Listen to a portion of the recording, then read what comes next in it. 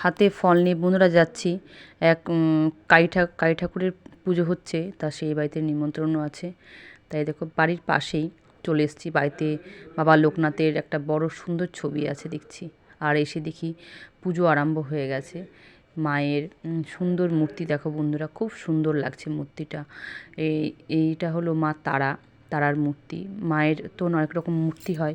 আমি তোমাদের বেশ কয়েকদিন আগে একটা ভিডিও দেখিয়েছিলাম যে সেখানে আনন্দময়ী মা মূর্তি ছিল। এটা হলো মা তারার মূর্তি। আর মায়ের মূর্তিটা অসাধারণ বন্ধুরা, অসাধারণ, খুব সুন্দর লাগছে।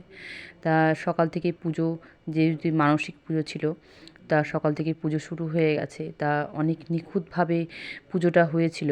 তা অনেক সময় লেগে গেছিলো জানো বন্ধুরা পুজো শেষ হতে হতে। মেয়ে, আমি আর আমার যা, আমরা সকলে মিলেই গেছিলাম সেখানে। তাই এখানে একটু এসে বসে আছি।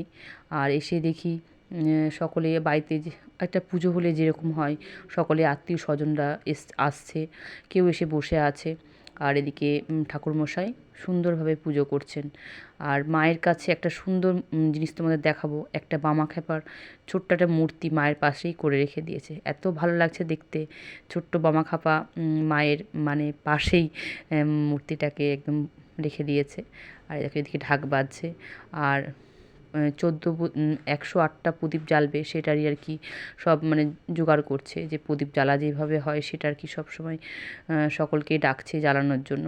আর ঠাকুরমশাই এদিকে বলছেন যে সন্ধেবেলার দিকে ঠাকুরটা যত তাড়াতাড়ি পুজো হয়ে আর কি বেলায় বেলায় ঠাকুরটা জলে দিতে পারলে জিনিসটা ভালো হয়। সন্ধে হয়ে গেলে এটা একটা অশুভ লক্ষণ দেখা দেয়, মানুষের কথিত আছে এইটা। আর যেহেতু মানসিক পুজো, সকাল সকাল পুজো হয়ে ঠাকুরটাকে জলে দিয়ে দেবে, সেরকমই আর কি একটু তাড়াহুড়ো করেই পুজোটা হচ্ছে। ফুল কুচিয়ে রেখেছে অঞ্জলি দেওয়ার জন্য। আমরা সন্ধেবেলা এসেছিলাম প্রসাদ খাওয়ার জন্য ওই বাড়িতেই। তাই দেখো পাতা পড়ে গেছে।